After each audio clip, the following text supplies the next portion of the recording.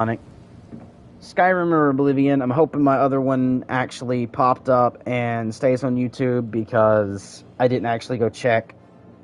I meant to pop in the comments, never did, so I don't even know if it actually started.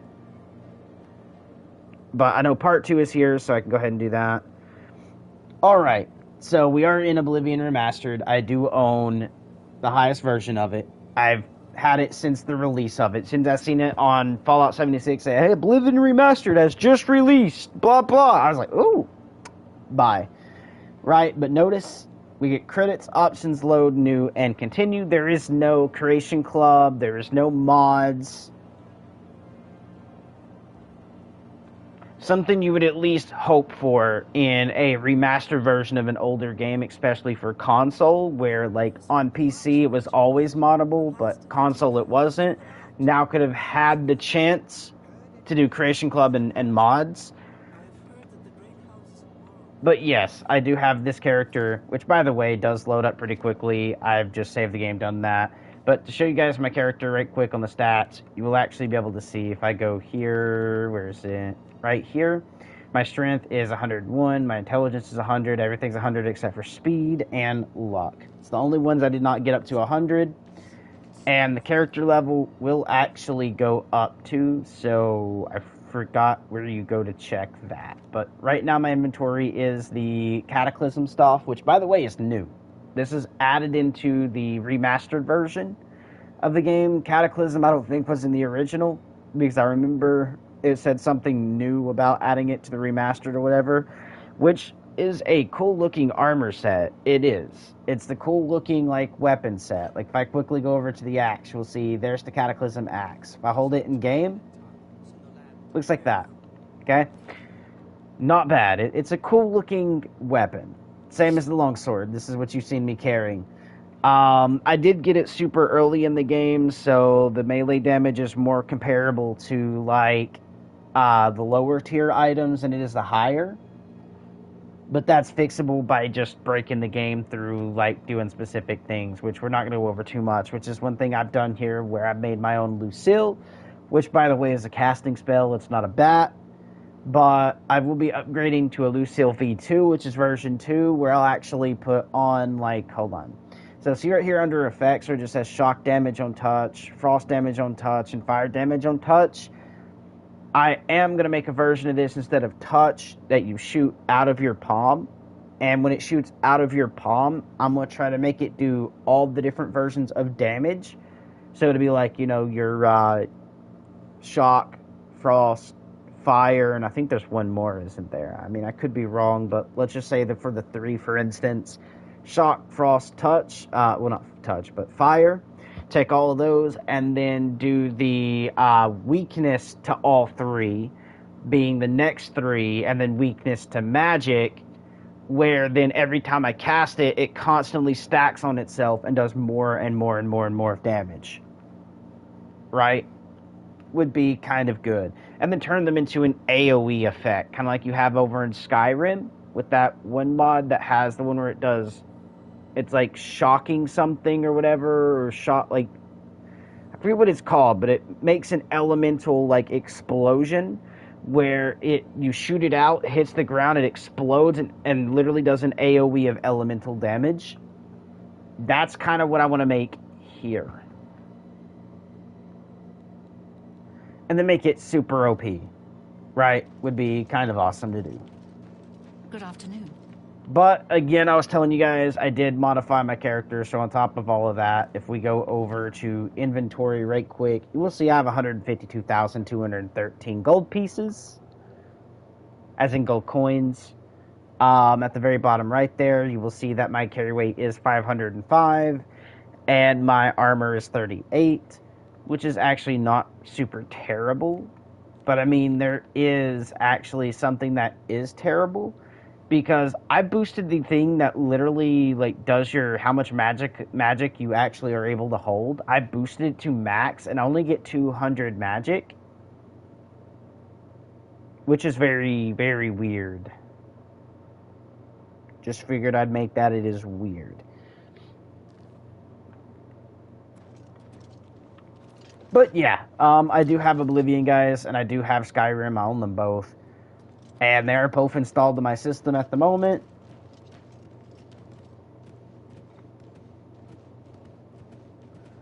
They really could have worked on the models of, like, dogs.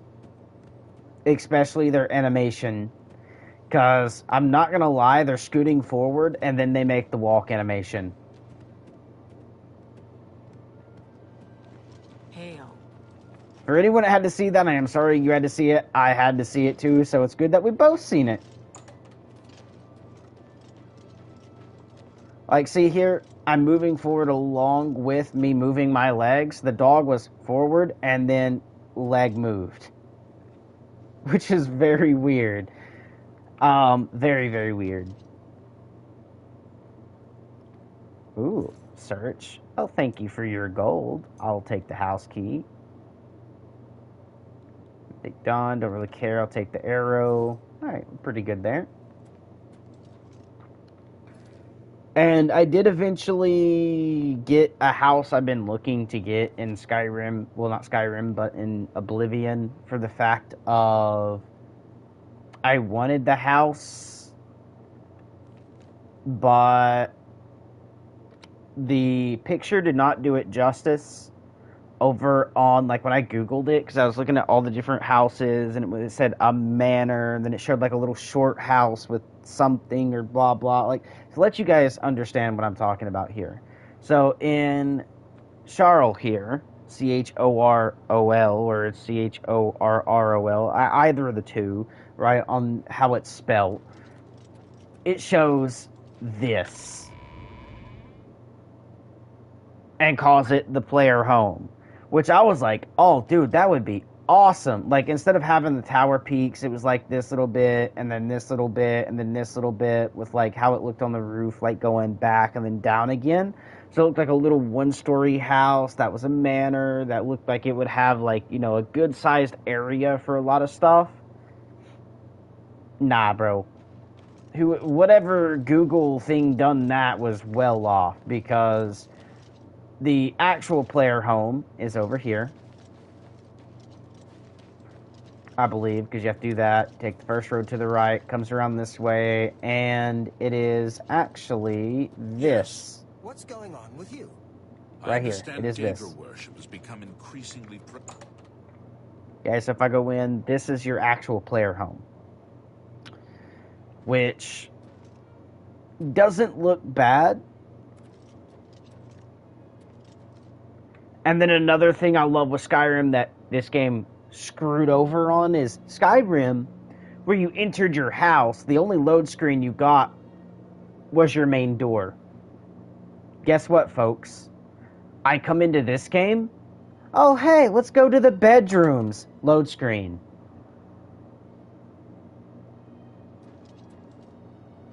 Yep, this is the bedroom. Okay, I want to leave the bedroom. Load screen. Oh, I want to go over to the Aborowatch suite, right? The actual suite of the house. Load screen. Oh, nice. Looks like this. You know, my bedroom. You know, looks like this. Oh, I need to go back out. Load screen.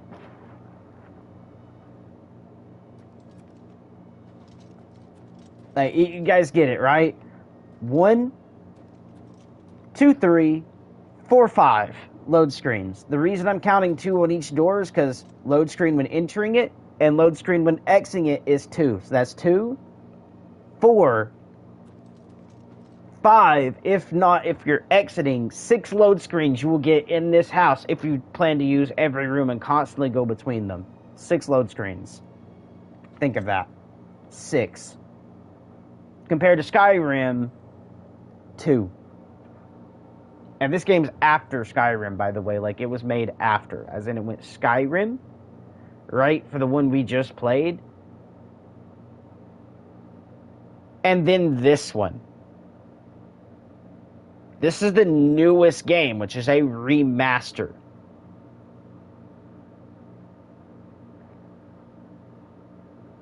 Would they remaster how many load screens you get in the game to make more?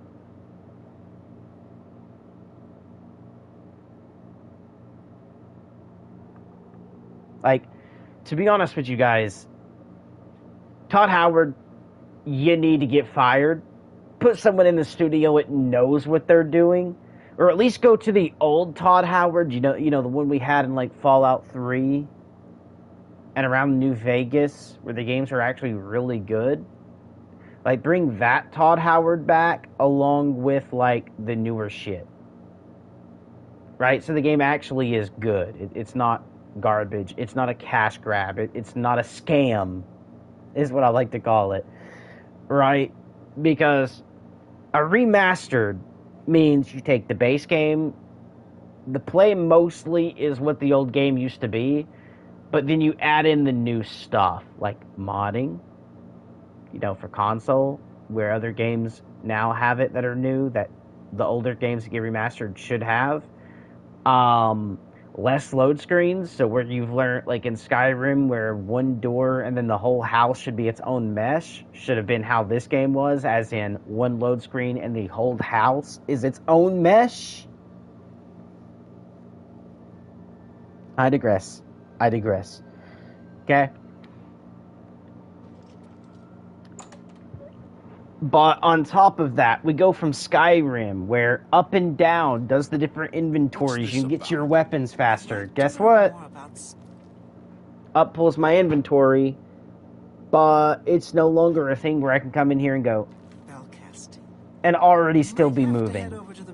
Yes, Oh, I heard down? some of the- Oh, that's my map. But guess what? Down used to be a faster inventory method where I can scroll up or down through my inventory and immediately like pull something while I'm still in game without having to bring a UI up. But now we're going back to the older version of Skyrim where now a button has to pull a UI instead of leaving it the way it was. Garbage. Hold on. I'm not done. finest mages in Tamriel, Belloc. Left and right on your D-pad in Skyrim allows you to go to your spells or, other areas, like maybe to your direct inventory at that point where it brings a UI. To the mages. First, let me use left. That is quick save. Goodbye. Now, if I hit right, that is quick load. So now the save I just made is what I'm reloading back into. Goodbye. Okay, that portion I can call okay. The reason I say okay is because consoles kind of needed a quick load, quick save, but by keybind, which yes, you can edit to do or don't do this, but then it also has the, like, if you play the Elder Scrolls Online or whatever it is, or Skyrim Online or whatever the fuck it's called, where you do the different button mashes to cast different spells, and it's not actually how Skyrim is played, right? As in, like, running around like this and pulling your weapon, and then doing however you want. You just press a button and one spell goes, you press another for another spell, you press one for type of sword slash, and another sword slash type, and yeah, it's garbage. And this kind of feels like that had a baby with Skyrim, where it's trying to be this way of, like, how the game is, and then you have your Elder Scrolls Online, I believe is actually what it's called, where it wants to be that, like, cartooniest button mashing or whatever, and, like, movement and play style feel. It should have just been Skyrim. Literally, that's what I said the online should have been, like Skyrim. But, anyhow, the game has burdened itself to become clunky and UI heavy, where it should have just been UI less, as in none, but, like, less of it, and less clunky. Okay, it should have played more like Skyrim, in the sense of, like, how the movement and the textures and stuff like that was, alongside the story of just this game. Like, it's literally, like, update this to have the texture level, the movement bias of Skyrim, and the combat bias of Skyrim, right, on how it feels, but just keep the story. You can keep the map layout. You can keep the story. You can still do the same exact quest. Just make sure the movement and the combat and the UI system is Skyrim. And this would have been 300 times better. Okay, not just 10 times. 300 times better. Alongside with the UI of Skyrim, guess what? Has mods, Creation Club, stuff you could have added to this game to on top make more money for this game, but at the same time be able to give players to constantly play the game, and new players play the base game, and then change the game through mods to feel like a new game, to want to play it longer, to be able to fix bugs that Bethesda overlooks, that the modders, right, people who makes the modded content can make, like the old USSEP patches and shit, right, which is the unofficial Skyrim patch or whatever, can make Oblivion patches, right, for stuff that break. That could be obtainable on console, so that way it becomes playable if they break something. And back to what I'm saying, if they're going to be adding new stuff into the game, which, by the way, the outfit I'm in and the weapons I am holding is new. Not all of them, but you see that little red with, like, the armor around it? Yeah, the outfit, you know, the armor that I'm wearing, that's new. They've added it in this version of the game. It's not in the old. It's only in this one. So you know what that means? They've added new stuff, which is great. Wonderful. I love the addition of new stuff, right? Makes the game feel new, adds more content. Wonderful. But where's my mods? I mean, if you're able to directly add stuff like this into the game, how come I can't have mods do it? How come I can't have a mod developer who can make a blue version of this? Because maybe I want blue instead of red. Maybe I want the actual armor pieces, see the metal, maybe I want that black instead of gray, right? A mod developer can do that. Or at least Bethesda. Think about how people actually want their stuff to look when they're running around, right? Yes, you're trying to keep it lore-friendly and, you know, not like SpongeBob-y like Call of Duty's becoming, but at least add different variants. So, for instance, alright, like, to let you guys see this, we're gonna go to inventory. So, like, the Cataclysm here could have a blue version where the red is. It could have a green version where the red is. It could have a purple version where the red is. Guess what? For the females that play the game, it could have a pink version where the red is. And then they can darken the top bits of the armor so that way it isn't as bright or looks like, okay, notice there? See that brownish little look? You can either A, call that leather, or at a distance, you can call that rust. Maybe I don't want to see rust. Maybe I just want black. So the armor looks really cool. Black, where that rust look or the leather look is, imagine that being black. And then the actual metal bits that's running through it, imagine that being a brighter form of a metal, right? So it's not dull, it's actually brighter, like a really bright, like when you look at the really cool knives you get in real life, how bright that metal is. Imagine that alongside with red, black, green, blue, pink, or whatever fucking color you want being where that red is.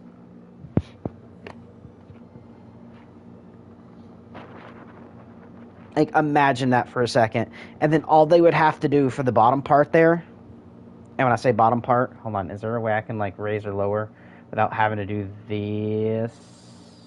No, there isn't. No, there isn't. Alright, so if I zoom out, see at the very bottom, like where the pants would be, or if you're wearing shorts in real life, like where your shorts are, right? See how it goes red with that black? Like in the middle, like has a little black logo or outline, but it's like a grayish black with like a really faded red. Just make the red match the suit above, so it's the same color red, and then make that black a full black instead of a grayed black. And that would look 100 times better.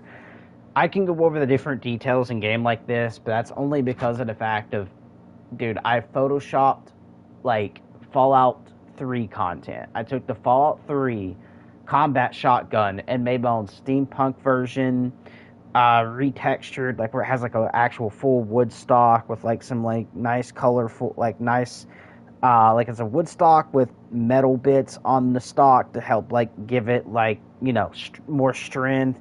Alongside making the shotgun look really nice. I've made different versions of it. I've even made an emerald version, a fire version, a water version, a snow version of my own design, right? As in, I took its base picture and made my own version of the designs off that base picture.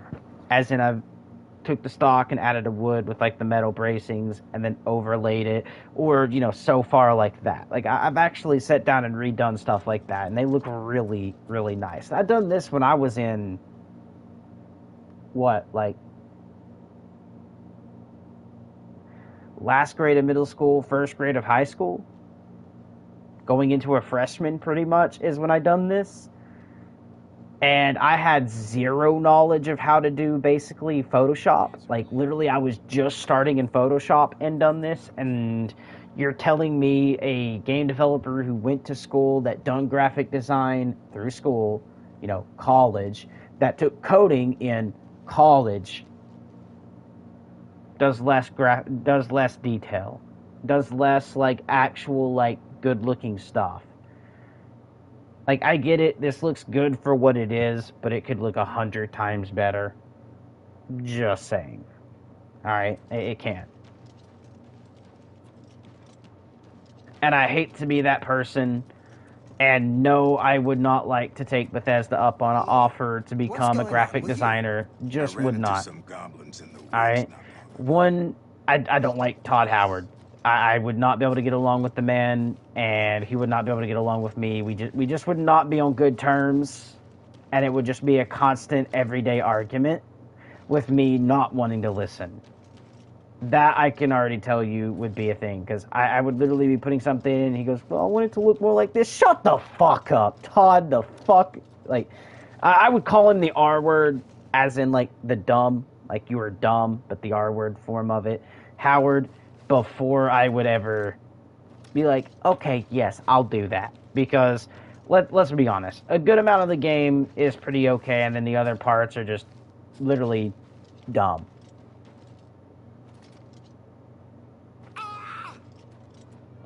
Just figured I'd put that out there, and thank you, character, for screaming when I said Todd Howard. Because I wanted to as well. Like, think of this, guys. Best way I could tell you how stupid Todd Howard is. No joke. Very stupid, especially when he could have just listened to the player base and fan base of a specific game and the way they all wanted it created. He could have made that, and everybody would have been 100 times happier than what we got. Like, hold on, let me quickly main menu right quick, because I actually don't feel like playing this game at the moment. I'd feel more like playing my Skyrim than this. And you're telling me load screens is the only way I can really get, like, silence out of this game. Turn that off. Turn that off for a second. Okay, I'll put it back to 5 and 2 on the other in a second, or 1, I should say, because the music volume is already like super loud on 1 with this headset I'm using. But let's get the volume out of the way. How dumb is Todd Howard? Okay.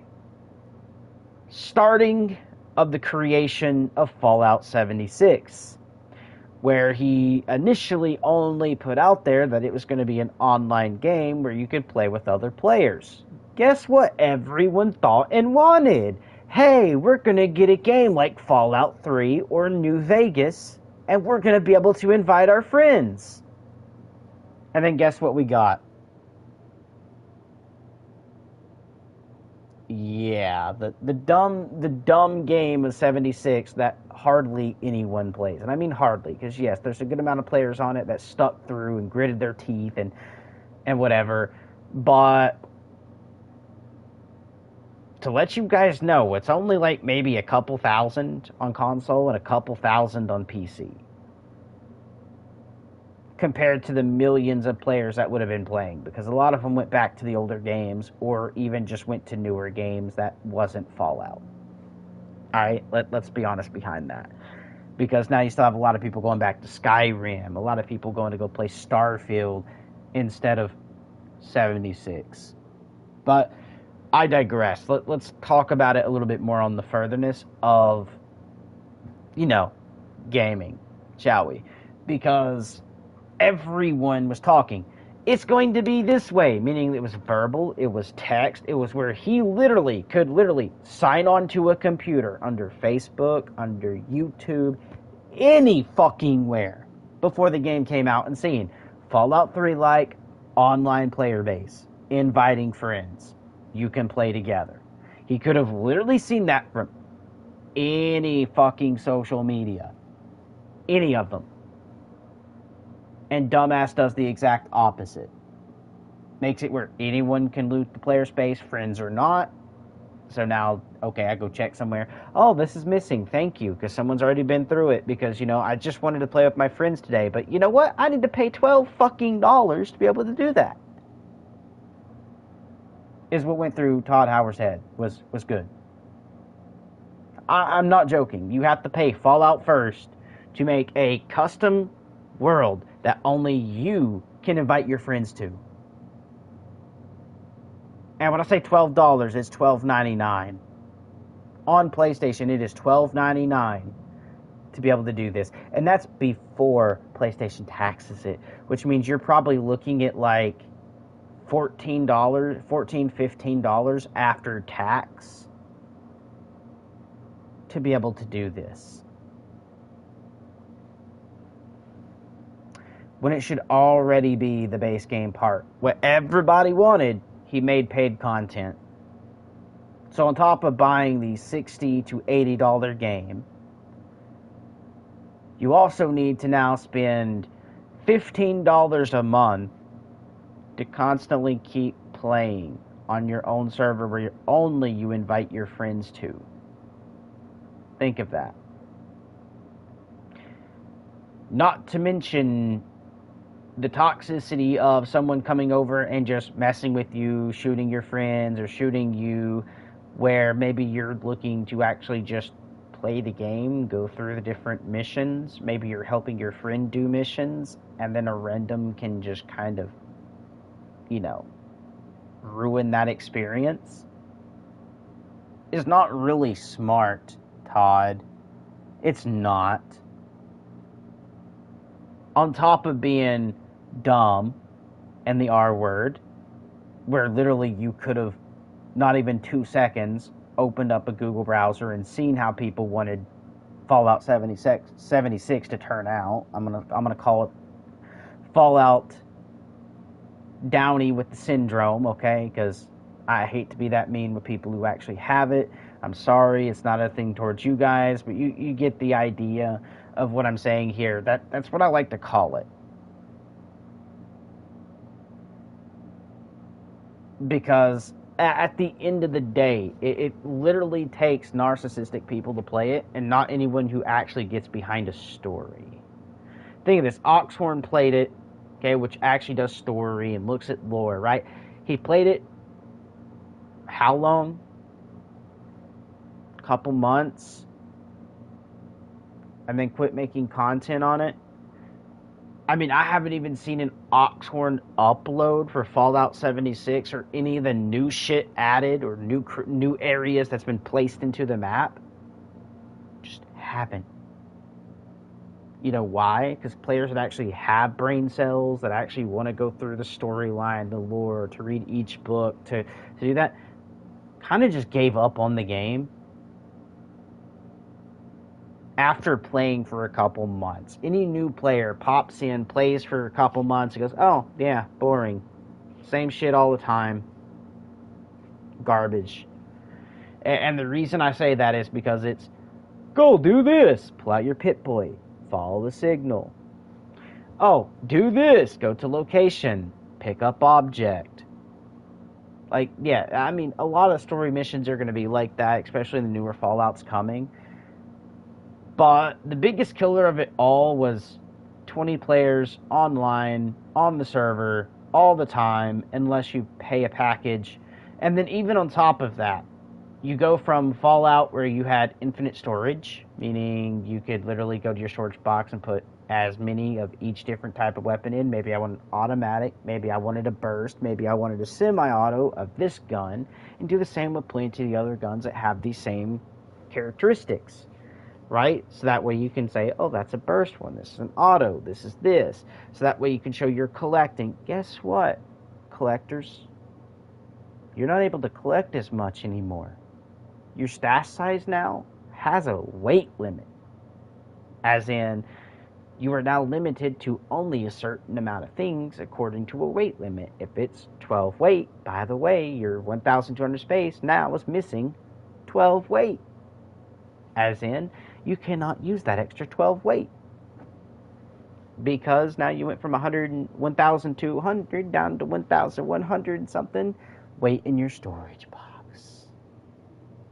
Oh, I'm sorry, your armor weighs 50. Well, you can go ahead and subtract that. Like, you get the idea, right? Like, you went from infinite storage in the older games to now 1,200.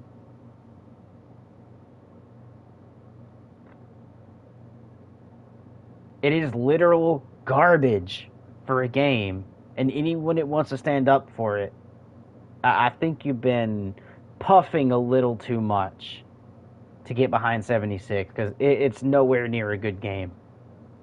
Like, if it was scaled from a 1 to 10, I'm sorry, it has to break the scale, because it wouldn't even make a 1. It wouldn't even make a 0.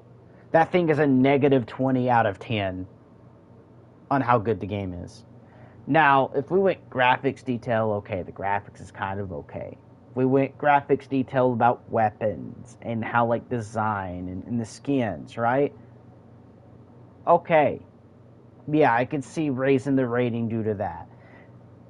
But as far as how the world space works, how players join, I'm sorry, that's a negative. The different bugs that you get for game crashing bugs that crash your game, on top of, like, the duplication check that can crash your game, and events in the game where you go somewhere for a timed amount of time till you beat the area, as in, like, you pretty much complete your mission. Like, it says, kill this, go do that, and then when you actually complete the mission, it's, oh, you're back at the main area.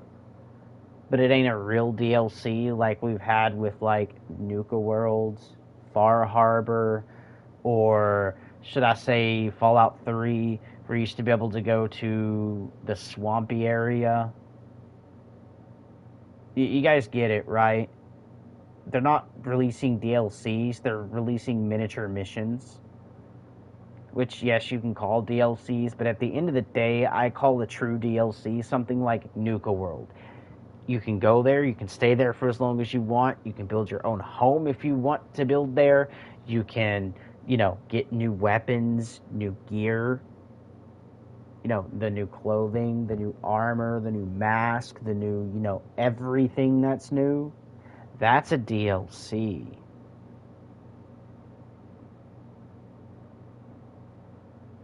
Not what they're bringing. So, for instance, if I was able to go to, I don't know, it's supposed to be like an underwater, like Atlantis or whatever, something like that. If I was able to go there, stay there, build there, do whatever I want there, and survive there, and it be a whole new map, that would be a DLC, where it comes also with its own different armor types, its own weapon types. Because a DLC, yes, they could have some of the rotations of the same guns that would be on the baseline because of the trading back and forth that could predominantly be going on, but also its own versions of weapons, its own versions of custom armor to put up against the defenses of the creatures that might be there, the new creature types that would be there, is a DLC. compared to what we've gotten in 76. In 76, you get Foshnot, which, by the way, I don't even care about, because, one, people go to it because you can say, I make real money, but at the end of the day, you're selling in-game content to make currency off of something you don't own. You've bought the right to play the game, you didn't buy the objects in the game, meaning that mask you're selling, you can get sued. And that's legal, because you didn't buy the actual object to place in other games, meaning you can't go create your own other game, take that exact object, rip it out of 76, and put it in that game. You didn't buy the objects. You know what you bought? You bought the right to play the game, meaning to sit down, to launch it, walk through, you bought that right. You didn't buy the content in it, meaning you didn't actually get the hat or the shirt or the, whatever's it's in it to put in a different game if you wanted it. You can't just take the files and put it in a different game, meaning you cannot profit off of something you didn't create. Yes, I could profit from this, but I'm not saying I made the game. This is just me saying this is my voice over the game. It's called commentary. Compared to what you're doing, you're actually taking the physical object, which is like, for instance, a Nuka hat, and you're trying to make people pay real money for that Nuka hat, which you don't own the rights to. So legally, they can sue you. And they already have. Not every player, not everyone doing it, but websites that get posted up and taken down by Bethesda all the time, they are the ones that mainly get sued, because they're the ones platforming for a platform for you guys to make real money from when you don't own the content. You own the rights to the game, just not the content in it, if that makes sense. So when you're like, oh, $50, real money for a Nuka hat. Yeah, I'm sorry, you did not sit down and graphically create that piece. The developer who did has the right to that piece, meaning when you go to sell that, you're selling that creator's actual piece they made that they gave the rights to whatever game development to use. But you did not pay for the right to use that, so therefore you can't claim it as yours. If that makes sense. So, yeah, no. Having masks that you're like, oh, it's worth $100, real money, and then going to go, like, get a lot of it, try to make real money off of, one, you can be sued. Two, is a stupid event. And yeah, Bethesda kind of lets things slide every now and then, hence why they're constantly doing the event where people can do that. But notice, like, they've really raised to the point where you can get a lot of that mask type. Like, now it's, instead of being rare, it's now common, is because they're trying to avoid people from being able to get a certain amount of those masks and sell them to make real money off of. Because they don't want to constantly go and sue everyone. They just kind of want to try to make it where it's not as valuable anymore. It's just not. So it's less money being made on your side. And it's kind of an okay way of, like, combating it. But I think sue everyone that's doing it. Sue them. Because at the end of the day, you have the right to. They did not create the content. Go after it. Because players need to learn, if they're playing a game, they can't just make money off of something that is not owned by them, specifically.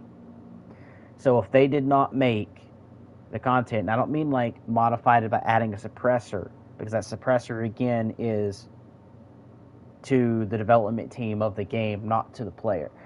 When I say made it, I mean going to their computer, making a brand new weapon file, and reaching out to Fallout and being like, hey, I made a Stingray X33 19R LMG I would like to be put into the game. Unless you have done that and they've added it, you have no right to sell it. And that's the better way to put that in there, right? That was your example. So, yeah, it's oofed. We're going to go with, like, a 2 on, yeah, 2 on sound effects, 1 on music volume, apply changes, and this is how loud it would be for you guys, but for me, imagine what you guys are hearing at like maybe times 2. I'm just having my earbuds plugged into the bottom of my PS5 controller. No extra settings changing. No extra settings changing volume. And where you guys might hear like that, I hear da da da. Like that's how it sounds to me on this low of a setting. Right?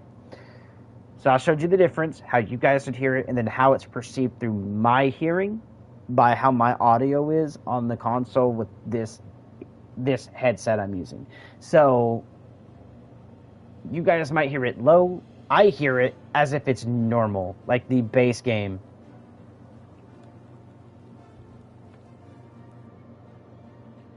That is what I'm hearing. Like it's inertly loud. Goodbye.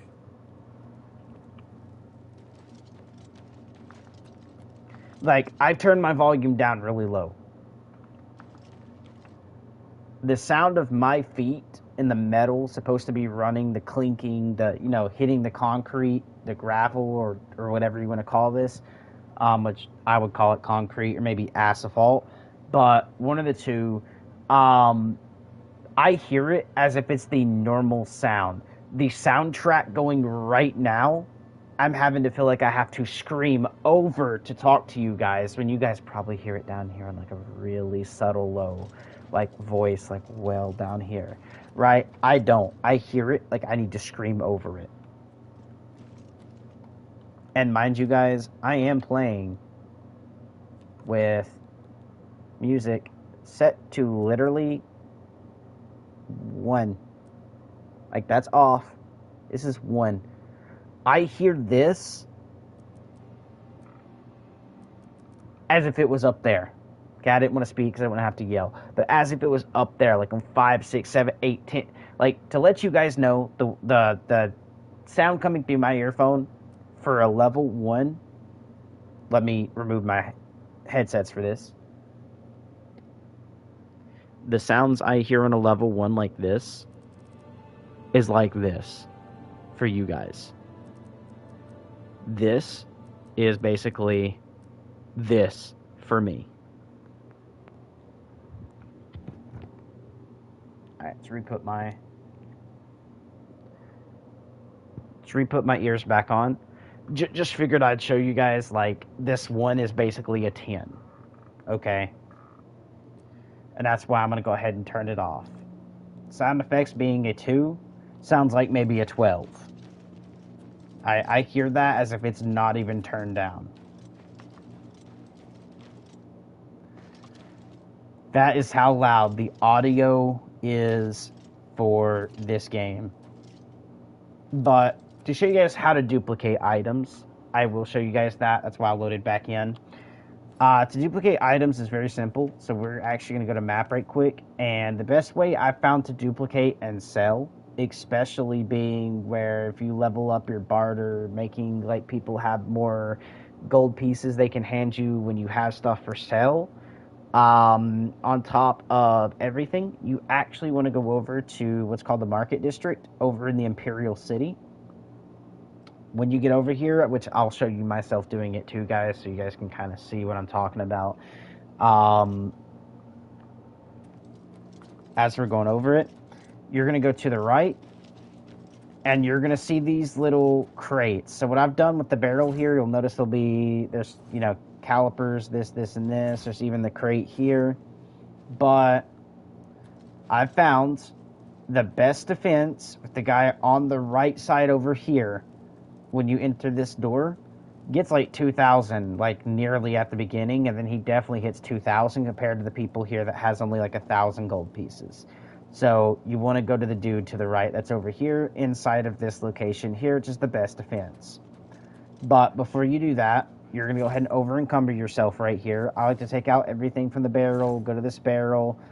We're going to hit transfer, and then everything I took out of the last barrel, we're going to put in. So we're going to go look for the stuff that was here. So, like, for instance, what would that be under? I think it was like a shovel and something, wasn't it?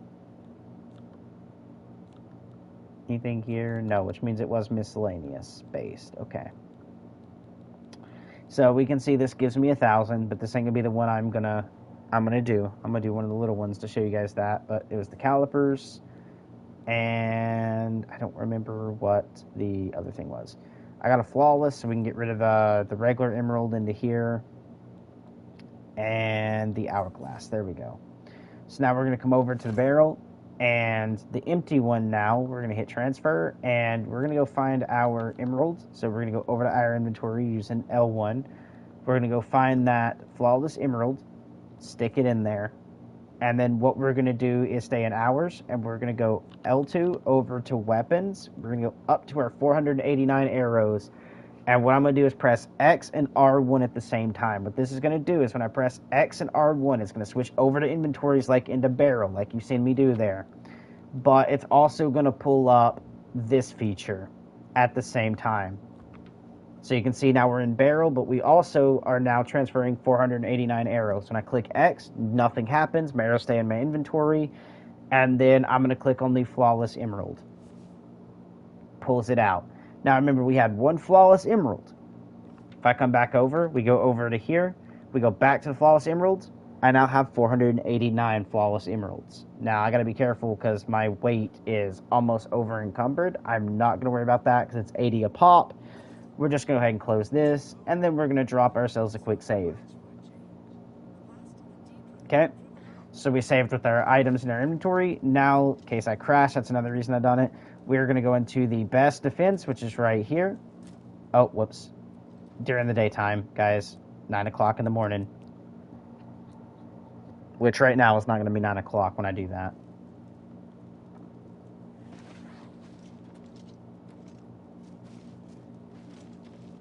The time of cleansing is almost here. Oh, it's one of these events. Okay, hold on, guys. Let me do this.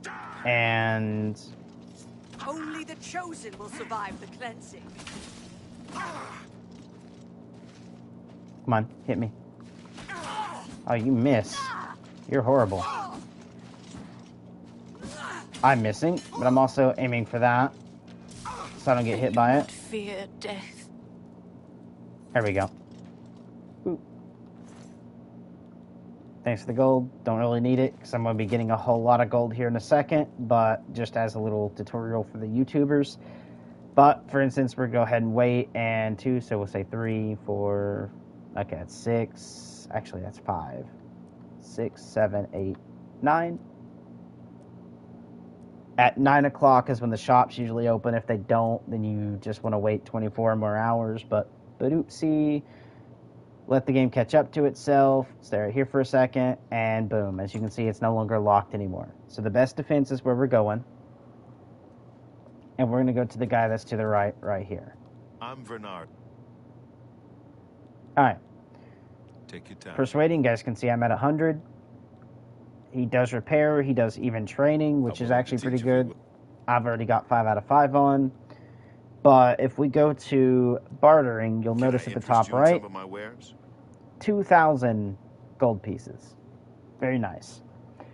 We're going to do our L1, and we're going to come over to our flawless emeralds. Now the thing is, this many would give you 39,120 gold. Only downside is he does not have that amount of gold, so if you tried it, I can't afford to do that. That's what's going to happen.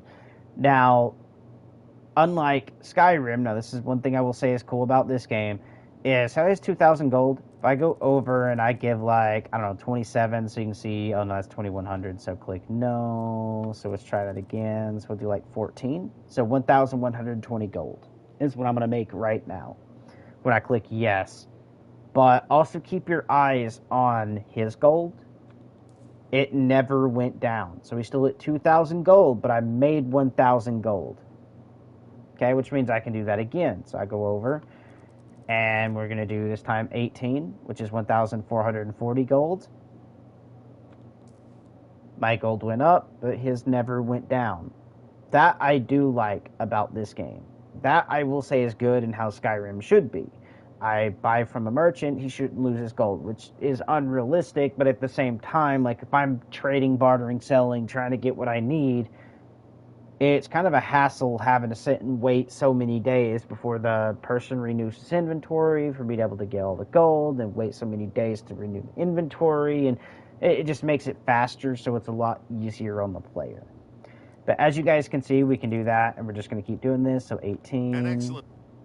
And then you would just do the same thing, 19. And then just keep doing that till you either sell all but one of your emeralds, which I'm actually going to do here on stream to show you guys, like, I'm constantly getting money for it. That's a.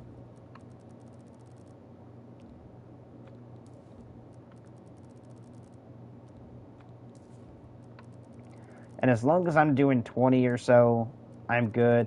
Now, getting up to a specific point in the game to getting the amount of money I'm getting per sell, you might not be able to make as much till you start leveling, get your barter, and, you know, like, skills up a little bit. So you might only make, instead of 1,600 here, you might only make like 1,200. A good price for a good right? customer.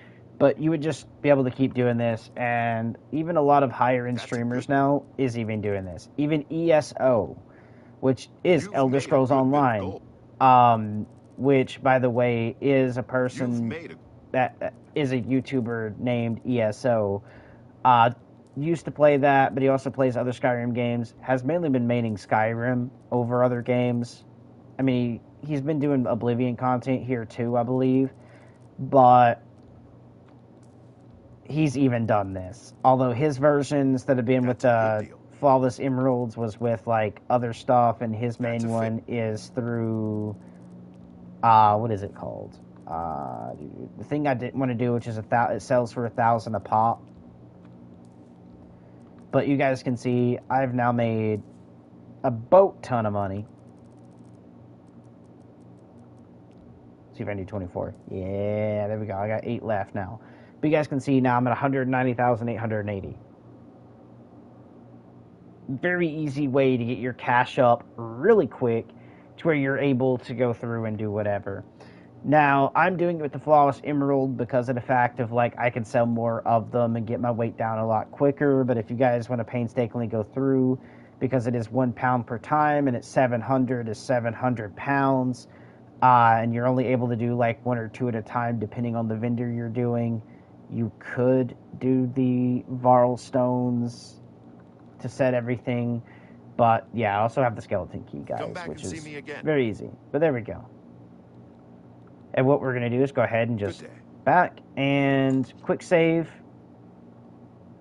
And there we go. See, that's why quick saving is good. But at the same time, it's oofed. Especially if you have a keybind for quick save, quick load, and you're not always constantly using it. You could accidentally be like, hold on, let me kind of show you. Let me quick save right here so I'm at least outside the shop. You could be like that and being like, okay, I'm up here, I've made it through a mission a little bit, let's quick save. Whoops. And then you're loaded back to wherever your last actual quick save was, which for us was right here, because I was doing a little example.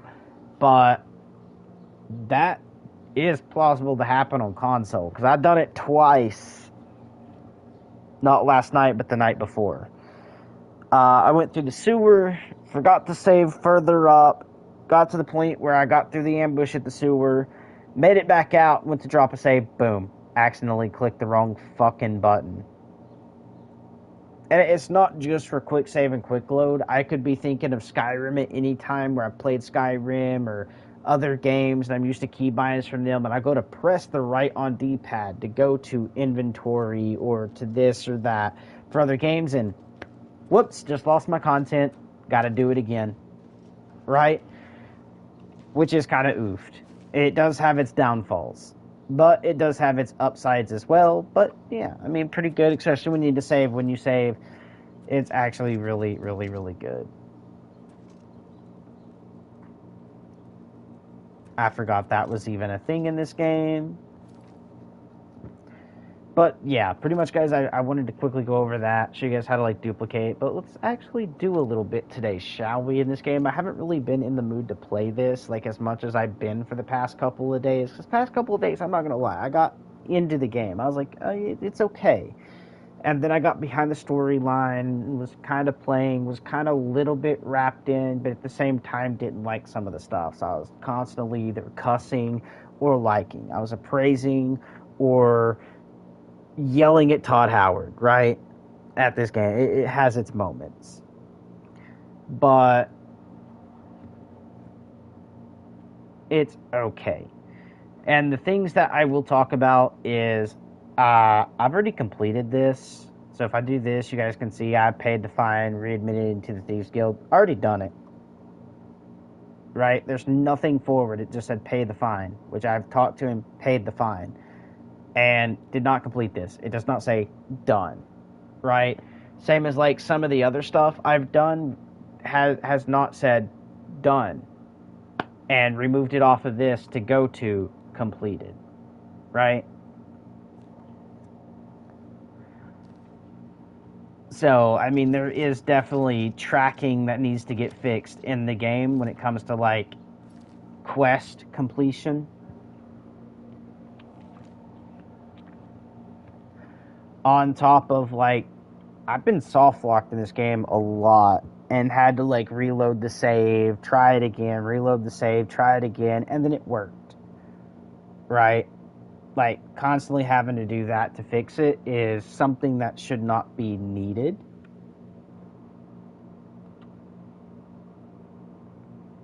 But we are going to, however, get into some of the other stuff. I've been here. I've already defeated this, even though it says a gate to Oblivion. No, there technically is not. I've defeated it.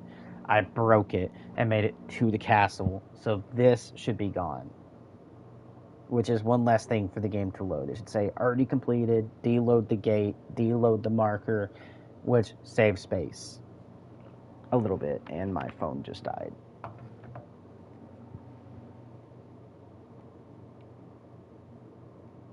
That's another reason I also don't want to be like a designer for graphics, is I don't have the PC to do it, is another reason. I mean, it's not just the one reason with Todd Howard. I don't have a good enough PC to run it anymore, especially with the updated version of Photoshop. You have to pay a subscription to now.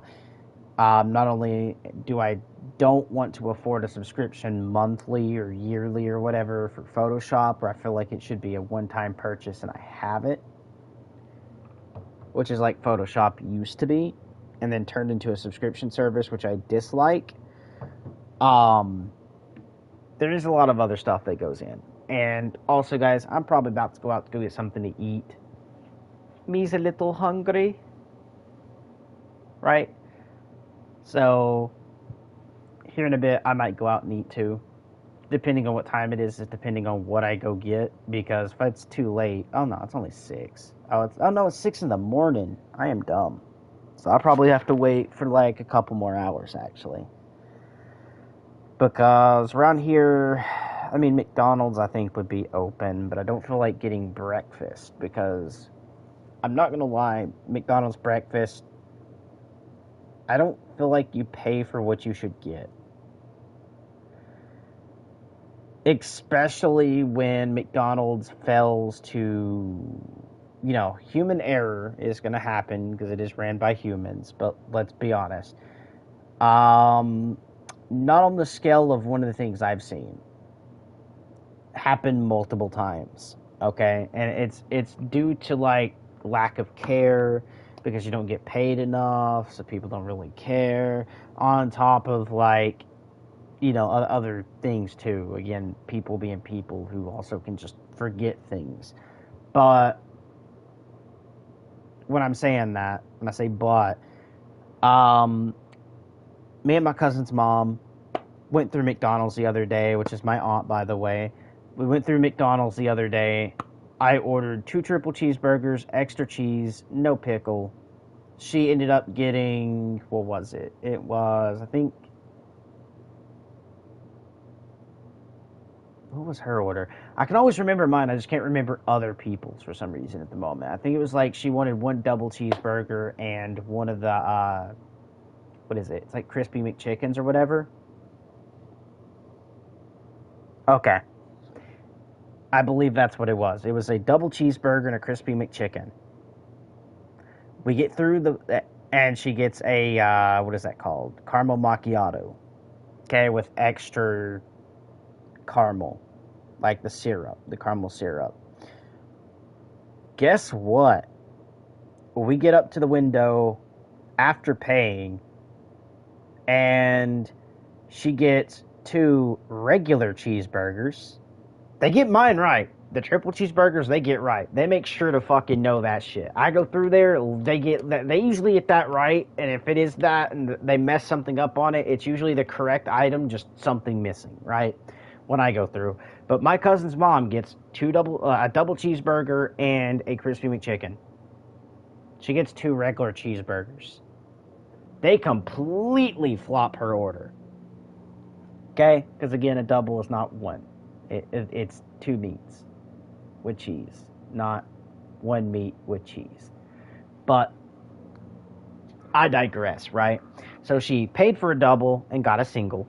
So not only did they cheat her money that they didn't refund, she also paid for a crispy McChicken and got a single cheeseburger. That, again, completely wrong object and didn't refund her money. I digress, though. Like, the time they messed my order up, it was kind of funny. And I had to ask, are they allowing their people to, like, smoke behind the line? And the reason I said that, or made a joke about it, which you guys didn't get to hear, is because I got home one night from ordering McDonald's. I was out. This is back when I had my SUV. I was door dashing, and it got so late when I was door dashing that most of the areas around me was closed. I could not go to a convenience store to go buy the items to cook my food, so I had to get fast food that night. And so I went over to a fast food, McDonald's, ordered, I think it was like a triple cheeseburger, extra cheese, no pickle, and when I got extra cheese, I made sure it was going to be a really cheesy cheeseburger, right? Well, they got the cheesy cheese right, they got the 3 meats right, but usually it goes bottom bun, meat, cheese, meat, cheese, meat, and then you'll get lettuce, pickle, tomato, onion, bun, right? Nah, brother. You know what I got? Meat, cheese, meat, cheese, meat, lettuce, pickle, tomato, top bun.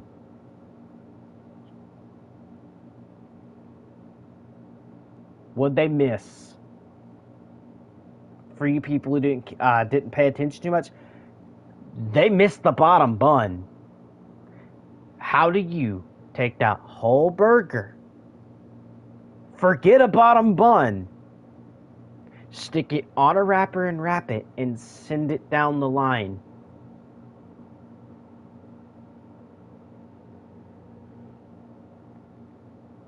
How do you forget the whole bottom bun? That's my question.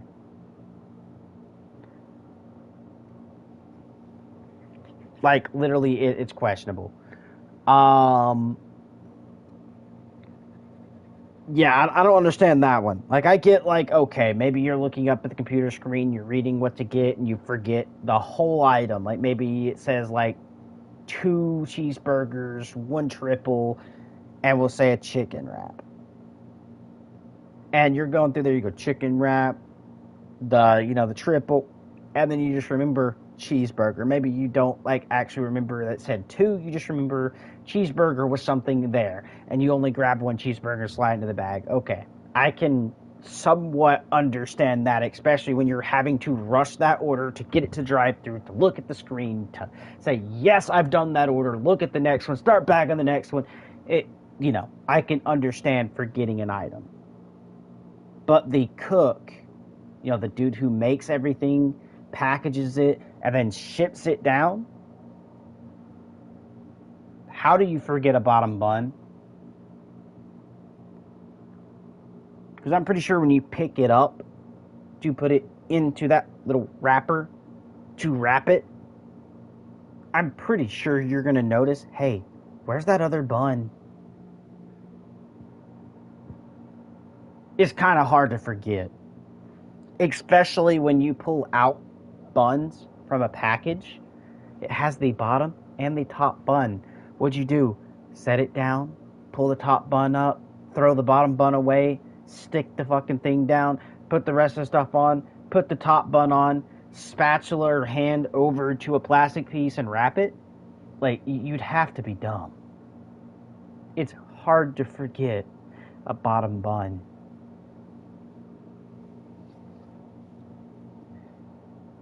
I digress, though. Again, I don't eat fast food all that much. I mean, here lately, I've been eating it more than I usually do. Because, guys, I love to cook. But whenever you're a little bit tighter on cash than you normally are, you usually have to buy the cheaper things. And in this case, yes, at the moment, usually it is like fast food to help, like, separate how much I'm spending per day compared to where I used to be when I had the SUV and shit. Bro, dude, I cooked every day. 2 to 3 times a day. I cooked tacos, spaghetti, lasagna, homemade. On top of stuff like cream bean casserole, cheesecake. Oh my god, dude. Ice cream. Made it all homemade, guys. I didn't go buy it. I bought the materials to make it. Okay? I miss those days. I do. On top of, like, pizza, instead of ordering, like, you know, Papa John's or Little Caesars, I used to make it at home, guys. I used to get the flour to make the dough. I used to get the tomatoes to make the tomato paste in order to actually make the pizza sauce, right? Using actual herbs to actually make my own sauce. Then to grab, like, cheese that you would actually, like, hand shred, and then, you know, pour your hand shredded cheese over the pizza. As in, when I say pour, I don't mean like you just take the whole thing and blah. I mean like you take your hands and do it by handfuls. But you guys get what I mean. And then you would stick it in the oven and bake it. Like, I used to do that, guys. I used to do my own lasagna, my own pizza. Literally everything I wanted, I made homemade, guys. Or I learned how to do it and then made it homemade. The only thing I ever got that wasn't homemade that I ended up liking and actually still buy to this day is Tyson chicken. I love the sweet barbecue Tyson chicken. Great. On top of, like, the tenders for them are okay if you want to have your own different dipping sauce. You can even go the route of, oh my god, dude, what is it called again? I used to get it all the time, man. It's a spicy version of the Tyson chicken wings, and I can't remember what the sauce is called off the top of my head. I just don't know why it just left my brain at this moment. But I used to get it all the time. And it's basically, think of like an orangish red. I just can't think of the sauce name. It's like orangish red. It's spicy. It technically is a spice.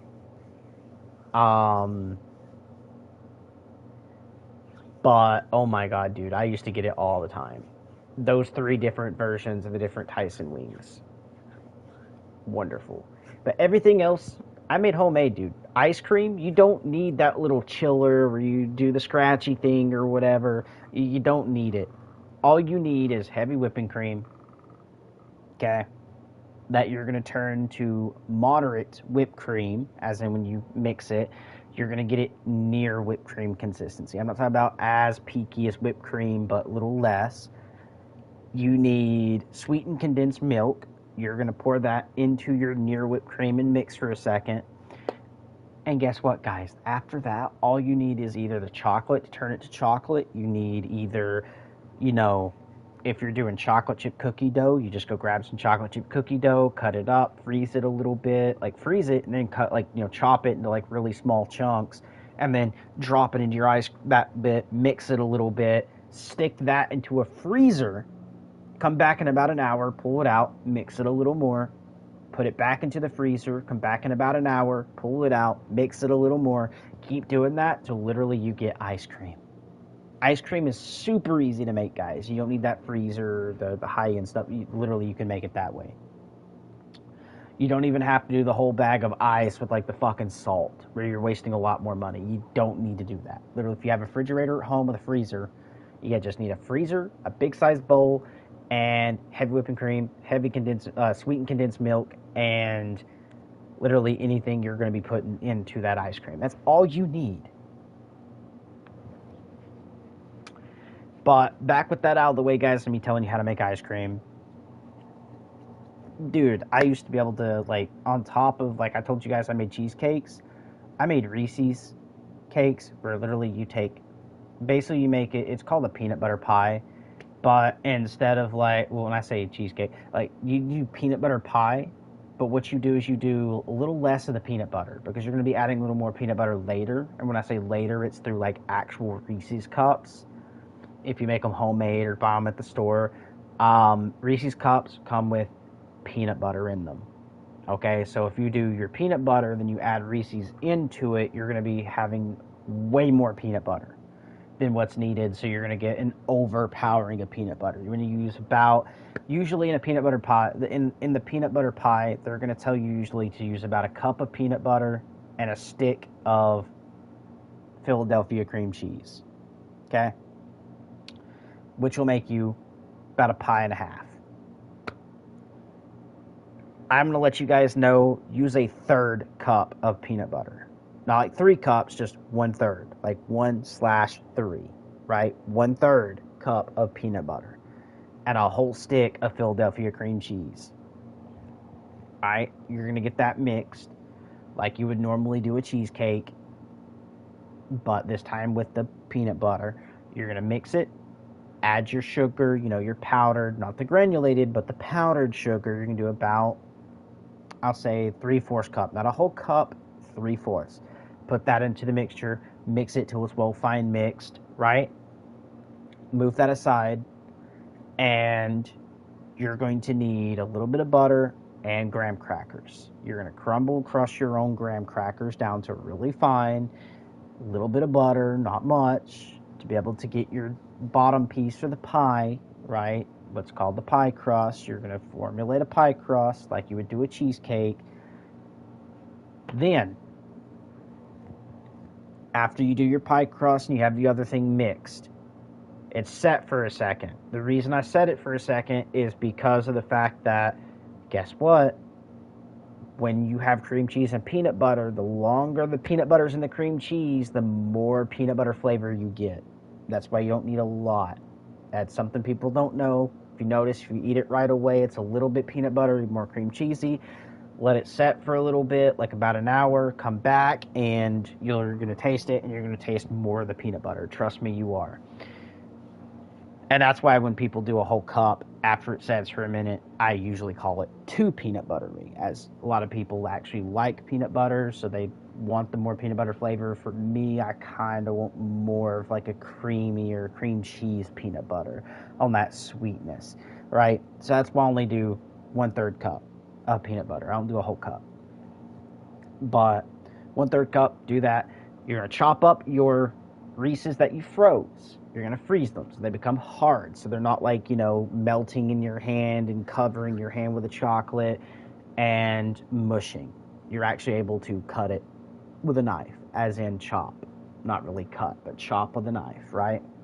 And you're going to chop them down pretty fine. Put your peanut butter crumbs, that is chocolate and peanut butter, into, well, not peanut butter crumbs, but Reese's crumbs, that's chocolate and peanut butter, into now your peanut butter and cream cheese, and you're going to mix till it's really finely mixed throughout. And then you're going to take that, dump it onto your pie crust. Okay? Spread it out nice and even. We have a couple little bits of, Reese's cups left over, because it's the ones you're going to dice on a little bit bigger of a quarter, not super large pieces, but chunkier pieces that you're going to set aside. You're now going to pull out whipped cream, actual whipped cream. You're going to do a slight layer of whipped cream over the pie. Okay, this is for the Reese's. And then you're going to take the actual Reese's chunks now and generously put it over the top of the pie. Stick that pie now into the fridge till it cools down completely and sets. cut and eat, or cut and serve. Very good Reese's pie. Okay, and the reason I'm saying that is because when you're mixing, some of the peanut butter or the Reese's is going to mix in with that cream cheese as well. So it's going to add a little bit more of a peanut butter flavor. Because if you want the full cup of peanut butter and then you chopped up the Reese's and put the Reese's in the peanut butter, you're not going to get the very hint of chocolate in it. You're only going to taste peanut butter at that point. And that's why I'm telling you do about a third cup, not a whole cup. But yeah, guys, super easy to make pies like that, man.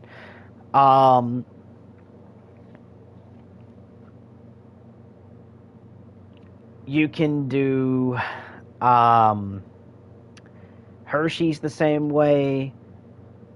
You can do Butterfinger the same way. Although with Butterfinger, I found like right when you get near that ice cream bit where I tell you in consistency for your whipped cream for the cheesecake.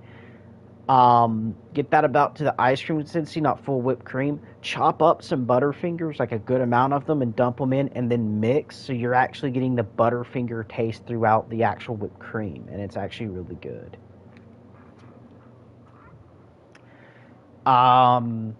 Even what is that called? I can't think of like the candy bar off the top of my head. It's not really a candy bar. It's more like best way I can put this is think of a graham cracker mixed with chocolate that is not hard but soft. In a form like like people without teeth that have gums that's hard and can still eat, because I know my grandmother can eat it and she doesn't have teeth. Nutty Buddy, not Nutty Buddy. I don't think it might be. It might be a Nutty Buddy. You can also do that with that. I should have actually just said, like, think of a soft ice cream cone with, like, very, very light layered chocolate is kind of what it is. So it's actually, softer to, like, it's easier to crunch down than it is to actually create sharp ridges like a chip would. Which, yeah, I think is Nutty Buddy, right? Can't think of all the different, like, sweets names because I don't really eat sweets all that often. I'm sure there's a way you can do Twinkies. I mean, I have never done it, but I'm pretty sure it's plausible because a Twinkie is just a soft cake with a cream filling that is vanilla and basically whipped cream. So you do a really vanilla whipped cream. That is basically all a Twinkie is, so I'm pretty sure it's doable. And stuff like that. So, I mean, your mind can drift anywhere with that. Oreos is possible with the pies that way. Lasagna is super easy to make homemade, guys, especially if you don't know how to do the noodles yourself, meaning, like, actually make a fresh noodle that is not store-bought. Just go buy you some store-bought ones, get some boiling water, and just kind of make you a good little spaghetti that way. Meaning, well, not spaghetti, but lasagna, which is also how spaghetti can be done too. But lasagna noodles, boil them to they're basically nearly soft, as in like they're flexible and they're a little bit kind of chewy is where you want it. You don't want it soft yet because you're actually going to be recooking again and you don't want to overcook the noodle. Just letting you know Eli having a good first week at school, sent you pics on Snap of him. That's good to hear. I'm glad to hear that he's having a really great week at school. But we'll get back to that in a second. But pretty much, throw your lasagna noodles down for the bottom base. You're going to do some sauce, some meat, cheese, ricotta, all of that, and just keep layering it. I'd say probably about a 3-layer lasagna is very good. And in each layer, do a different cheese type. So go from like American to then like, whatever other cheese type to another. Because a 3-cheese lasagna is really good. Especially if you're using Parmesan for the last layer. Very good. But yeah, as I said, I used to cook everything homemade. But from how early it is, I mean, yeah, probably like if I went out now, I probably could get McDonald's. Don't really want to. But the closest grocery store I say that opens near me actually like opens and allows customers in at like fucking 9 o'clock in the morning. They wait till like literally 9 to open to actually be able to scan items and sell.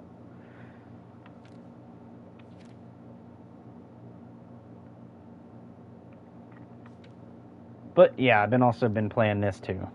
Now let's get back to playing a little bit of this, shall we? And what did we actually want to go do? Boop, boop, boop. I do not want to do that because it's trying to give up my lockpick that I have, which I don't want to get rid of. Let's do some of the ones I picked up in the beginning of the game, shall we? So, seeking your roots, recovered in ruined plant ingredient. Okay, don't really care too much for that. Mysterious prophet who preaches outside. Okay, so I might actually do this. Activate the quest, which should update on my map. Where do I need to go? Oh, way down here. Alrighty.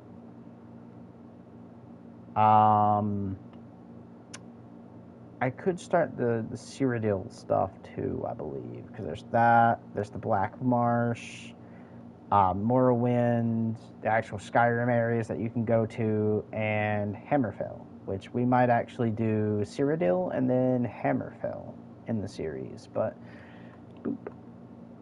Let's go right down here because we need to go to Anvil anyways.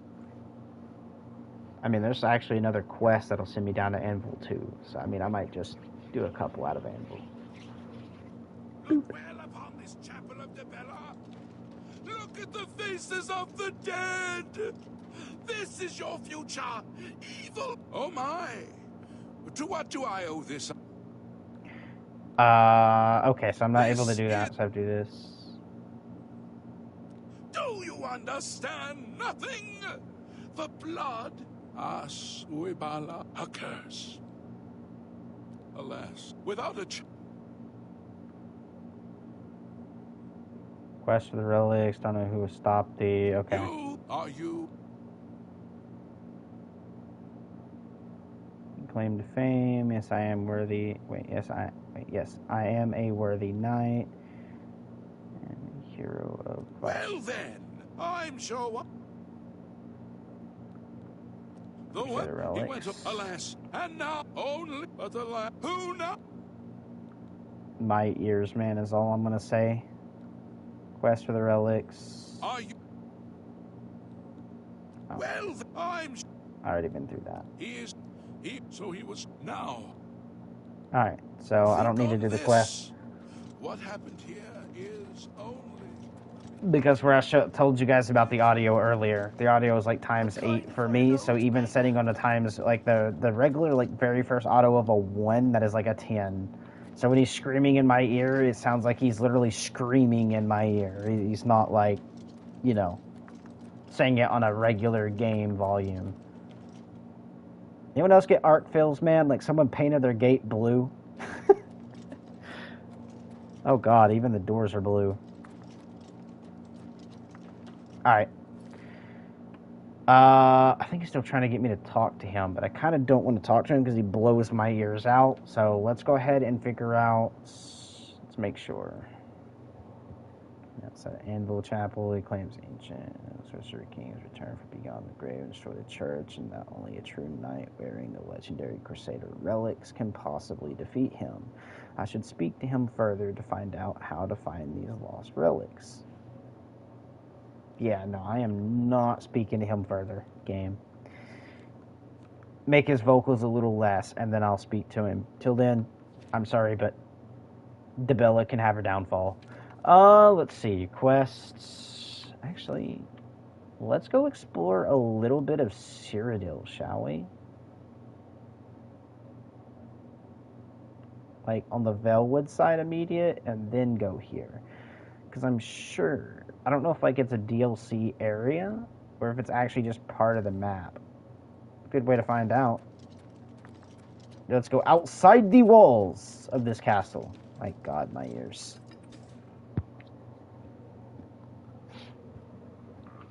But I am glad that he is having a good day, good time at school and doing other things. he deserves to have a very good life without our arguments in it. I will just put it that way as well. So, Anvil main gate. We're not going to the main gate. We are actually going to be going around. I would be using my horse, but it met its demise yesterday. And it's weird because, like, things actually target your horse in this game. Like, instead of just running to you, if they're aggro to you, they'll fight you. You move your horse and jump off of it. They got smart with this game. They wanted the horse to get attacked. To force you to try to run on your feet. Which is why I'm on my feet today. Because I literally went to my horse somewhere, got in combat with 3 people, and then like 2 more ran up and was attacking my horse on top of a saber tooth. So, when I say saber, it's actually a mountain lion. But you guys get the point. Like it, you know, oofed.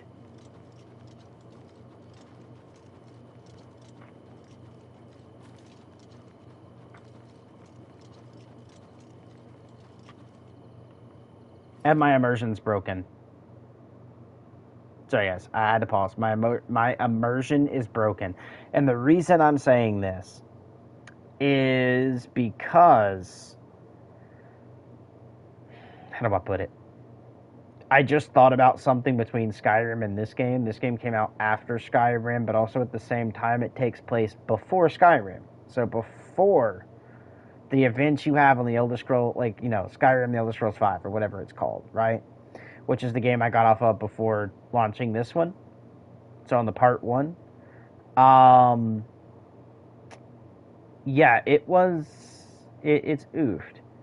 Because now the creatures, I'm like, ooh, I like having, you know, minotaurs and other things like that in this game. But at the same time, I started thinking, I just said mountain lion. But if I go to Skyrim, there's saber-tooths. So tell me, how does Skyrim go back more in time than this game does? And this game, I think, has events that take place before Skyrim. Like the one we were on earlier with the mods and stuff. Takes place before then, but somehow it has modern-day creatures. As Skyrim takes place after this, but has extinct creatures? Makes no sense. I'm sorry, immersion broke at that point. But let's keep moving, shall we?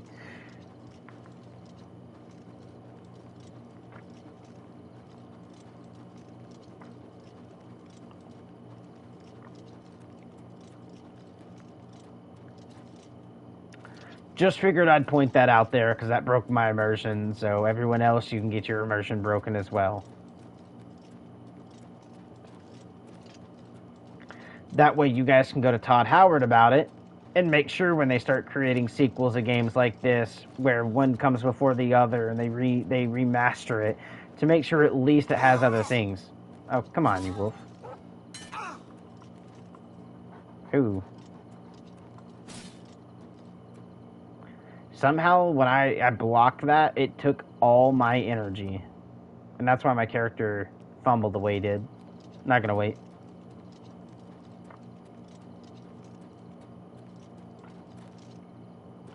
So it seems that it is part of this map, which is actually great. Now watch there be an invisible wall.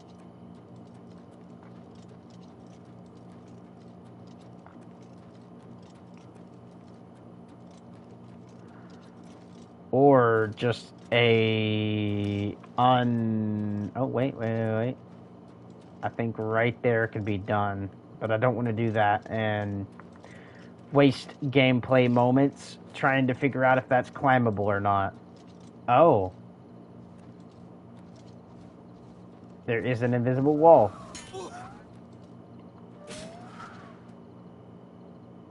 That troll just died in like one hit.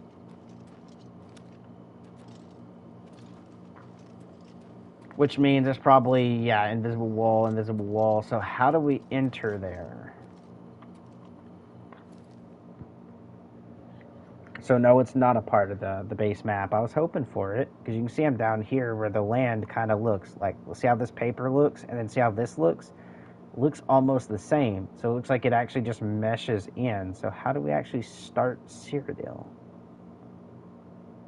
I can see there's a little part of the water, like the river runs down this way, but I wonder if I have to go to Bravo and then take a boat to here, maybe? Or if there's like an area I can go here that has a boat, but my guess is it's probably going to be Bravo.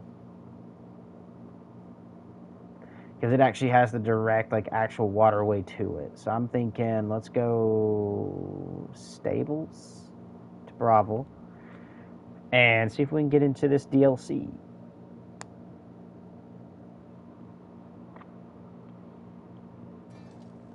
Let's try to figure out how to get into the DLC. Stables are usually on the outside game. Why are we... Oh, it might have actually tried taking me to actual Bravo and not to the Stables. To the Stables! I feel like going through a load screen door, because I'm going through a load screen anyways, so just load it on the map and go in. If it loads me at the same place, then that's weird. That is very weird. Oh, at least we're not inside, though. We're good. Now... Oh, we do have an Oblivion gate over here. Oh.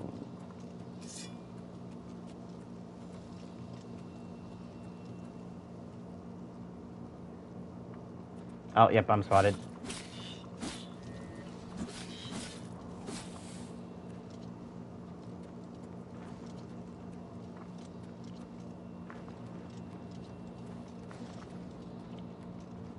Come here, you. Let's see how much damage you do. Astronaut. Storm Astronaut. Oh, you got wrecked.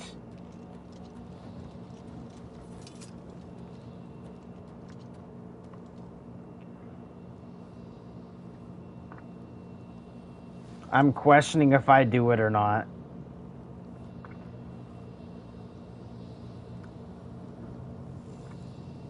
Nah, not right now.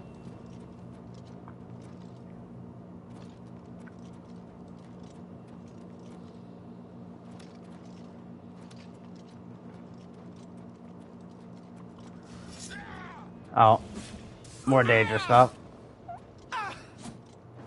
Alright, I saved you, brother. Go ahead and get back up. I saved you.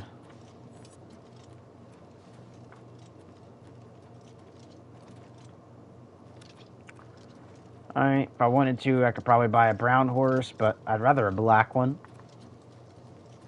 So I'm probably going to look for a stable as a black horse and buy it. But I was kind of wondering, I don't see a dock system. You get any closer, and I'll turn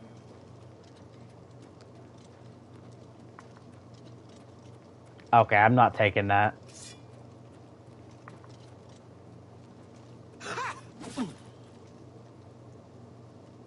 Say something like that again to me, brother. Thank you for your key. Thank you for gold. Dagger of what? Ooh, glacier.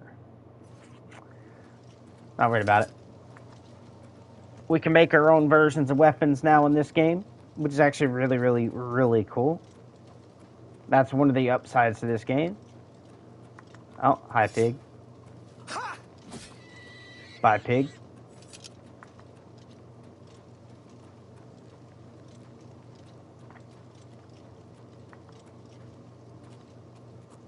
That's a bear.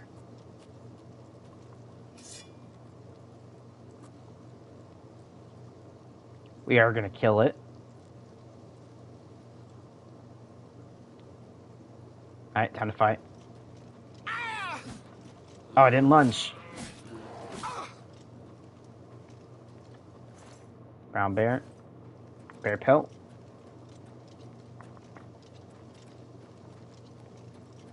Yeah, I am not seeing docks to anywhere, unless they might be in the, hold on, is there?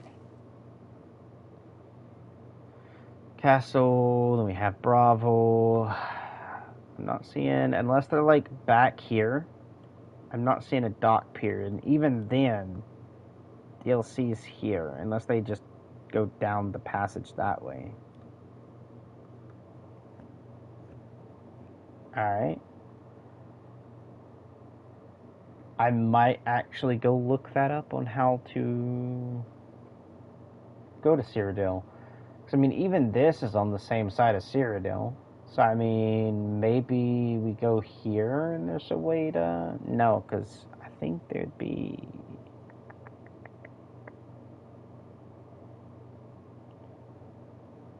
Alright, I need to figure out how to enter Cyrodiil. So what I'm going to do here is end the stream, guys, just because it was a question, this game or the other. You guys can leave an answer for that. But I'm going to go ahead and look up how to do this and go grab me something to eat. I am getting hungry. I will be back on stream after I grab me some food. I will see you guys in a bit.